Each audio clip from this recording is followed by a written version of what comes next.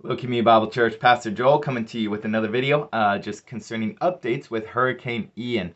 And so let me just remind you at the start here of a few things. Number one, just to get updates about what's happening at our church over this next week, really just continue to check back our website, first cbible.org, or our members portal page, which is cbible.me. The updates will be there.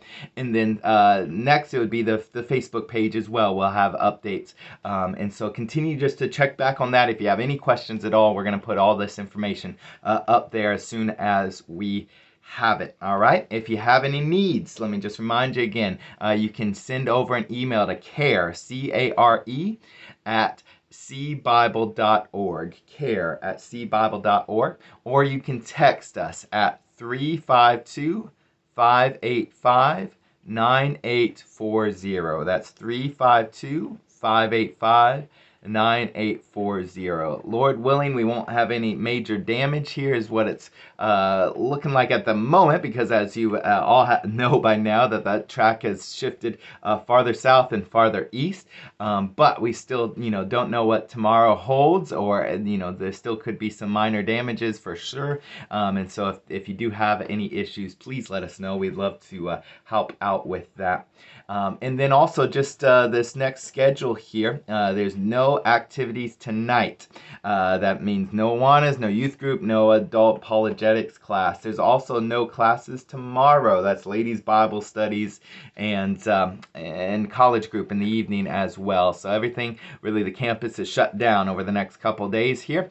And so if you'll be here, you'll just be alone and wet. So don't bother coming over to church over the next few days here. Concerning this weekend, though, we're still a little bit up in the air. Now, number one, we did have, I should say, the staff appreciation and dessert auction planned for this Sunday night. We did have to cancel that. So I'm not talking about Sunday morning worship, but Sunday night's activities.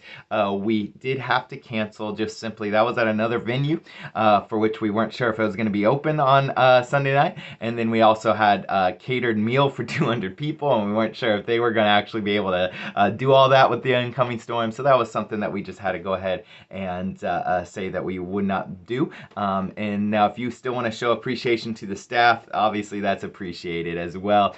We love you guys. We're going to leave those baskets out for all the staff members out in the lobby, and you can always just leave a card or a note or gift or whatever you want to do for any one of them is certainly appreciated there. But that's what we know so far. Concerning Sunday morning specifically here, we don't know yet. And so if we have power, the plan is that we're going to have service just like normal. And that's certainly our hope, that we have power and AC and water and all that. If we don't have power, though, we're on a well here. So that means that we don't also have water. If we don't have water, we don't have toilets, all right? And so we can't really have 500 people show up to our location and then not actually have restrooms for them. And so that's what we will be waiting on. And we'll make that call either Friday or Saturday, just to say we think we'll be able to have service or we won't. And so just keep watching our websites and Facebook page there as well. And so we do know, and we do want to keep in prayer those that are in the path of the storm. And so whenever we are able to meet, whether it's this Sunday or next, the following Sunday or whenever, we certainly are going to do our best to probably take up an offering for them. I know that when the hurricane went up to Pensacola area, or Panama City area, we were able to connect with the local church and send a love offering and collect supplies for them. Whenever tornadoes went through Kentucky last year, we were able to connect with the local church. We just sent our whole week's offering up there.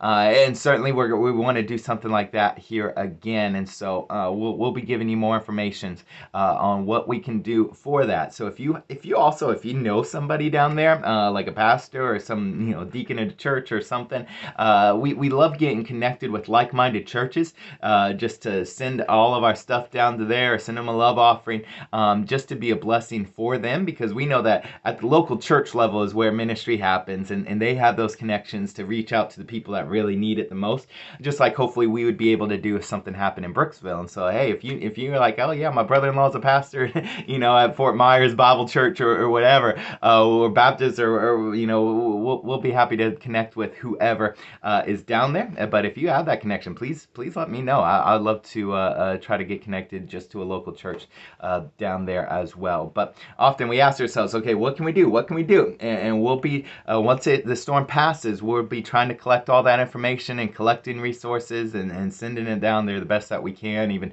maybe sending people down there. Who knows how the Lord will work all that down. But right now, what you can do is you can be praying. And let me encourage you, just set up reminders on your phone, set up reminders throughout the day just to be praying, or maybe every time that you check the weather and check that track, just be praying for those that are in the worst of the storm, because if you saw it, it's close to a Category 5 last time that I saw the news here, and so this is just a catastrophic event for those people that are in the line, and we know in Florida, that could have been us, right? It could have easily been us, and so let us just do our best at praying right now, and then after this storm goes over, then we're going to see how else we can help.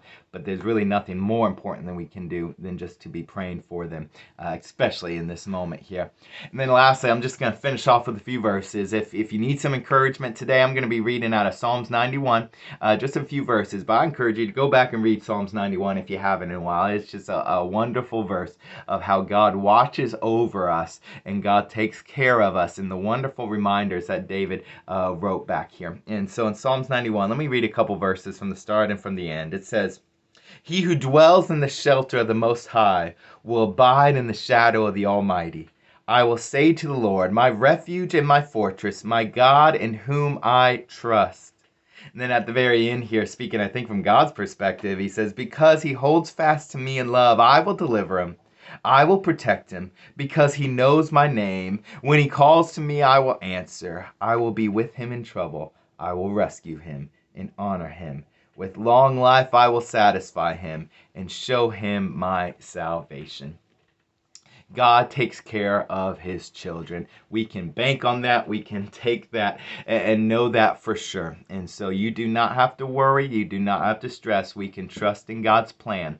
Be smart. Use the God-given wisdom. But simply just also trust in him over the next few days. And we will be in contact. Continue to keep checking back on our website. And God bless. I'm praying for you guys, and I love you. Talk to you soon.